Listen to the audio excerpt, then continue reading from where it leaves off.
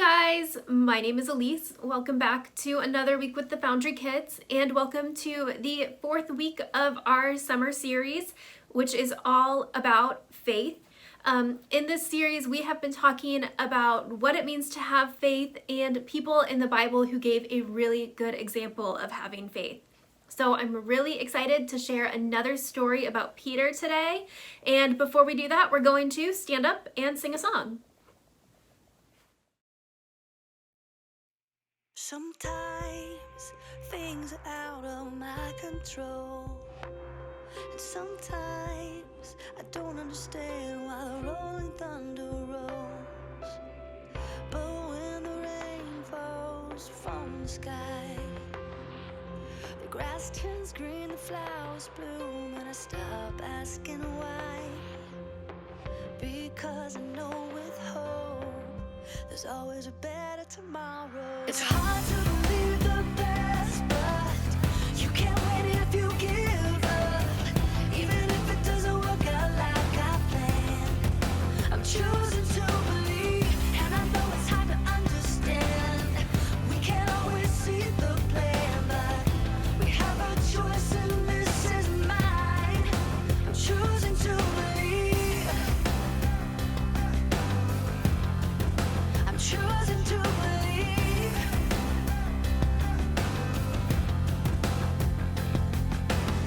When hard things start to come my way, and when it's hard for me to see a brighter day, then I see a rainbow in the sky.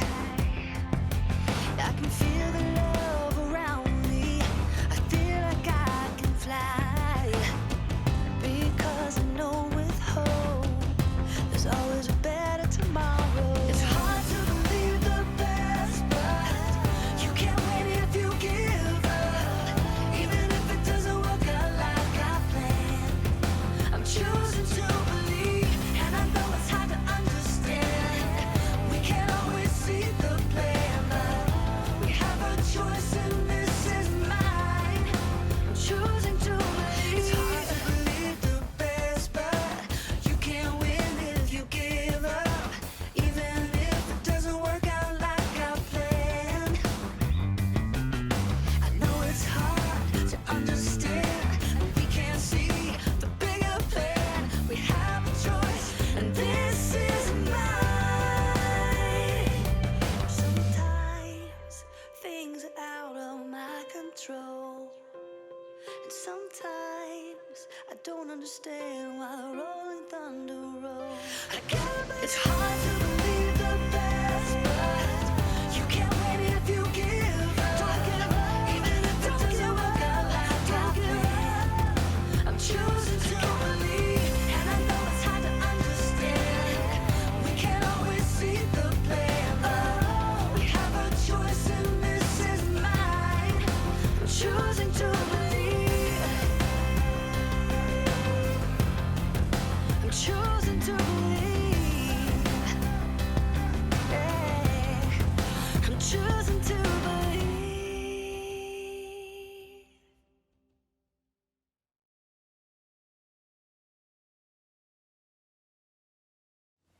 Today, we're going to be learning about a time when Peter had faith even when he felt like he was stuck.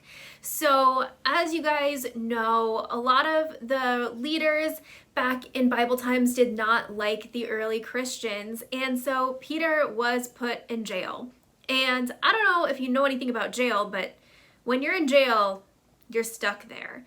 And so Peter was stuck, but God was not done with Peter yet. So let's learn more about Peter, how he had faith, and how God helped him get unstuck. But first, it's time for The story before the story. Today, we're in the book of Acts, which tells us the story of the early church. But before Acts, way back in the very beginning, out of a deep, deep love, God made an amazing world. But when people turned away from God, the world was broken.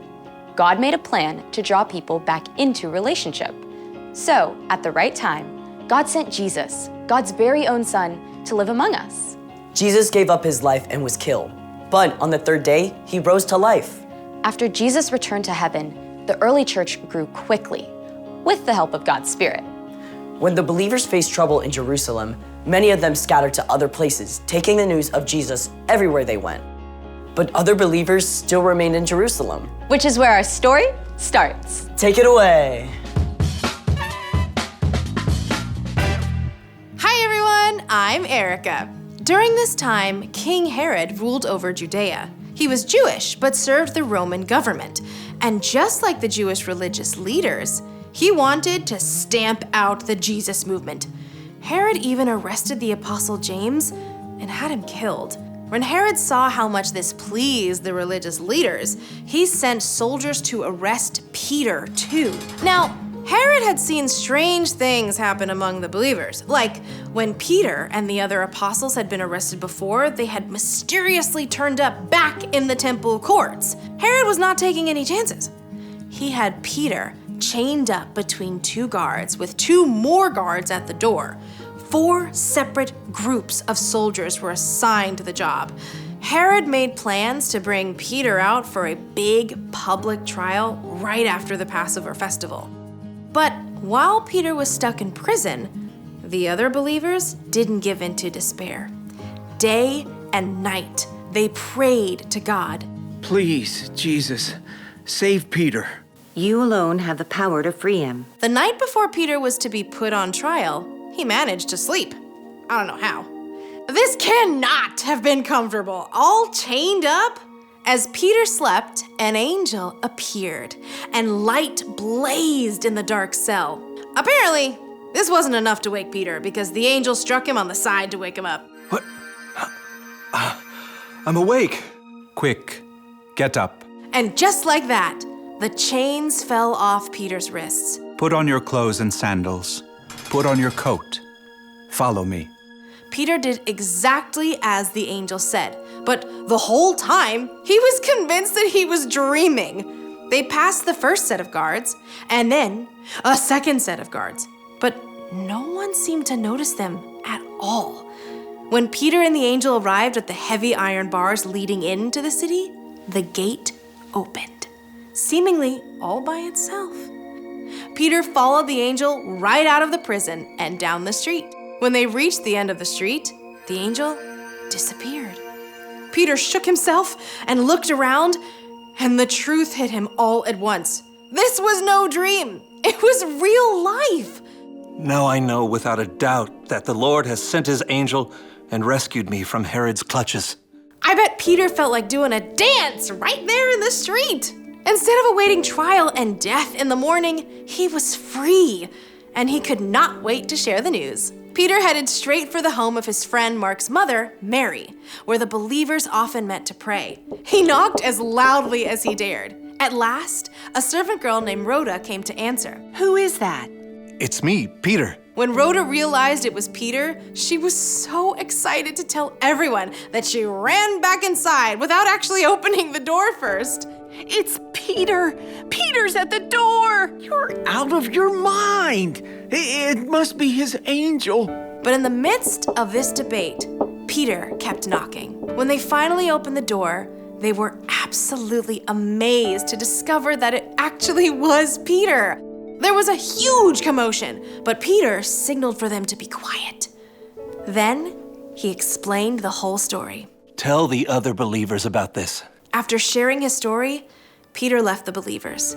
In the morning, the prison guards were shocked to discover that Peter was gone. They searched everywhere, and when they couldn't find him, Herod was so enraged he had the guards killed. But in spite of all this, the early church continued to grow. The end. I bet Rhoda got teased for a long time about leaving Peter at the door. You pray so hard for something, but sometimes it can still be a surprise when you actually get it. So, what's our part in the story? Well, you may never end up in prison like Peter, but there will be times when you feel completely stuck with no way through. Maybe you've studied and studied, but you just can't seem to understand math. Or you've been trying really hard to be kind to your younger sister, but every time she bugs you, you can't help from snapping at her. I remember when I started at my new school, it was really hard for me to make new friends. I felt so alone. It's tough feeling stuck. But when you're in a place like that, you can be certain of one thing. No matter how frustrated or alone you feel, God is right there with you. When you ask God for help, God promises to provide patience, perseverance, encouragement, and hope. And sooner or later, you will get through it. That's what I like to hear. For sure. See y'all next time. Bye.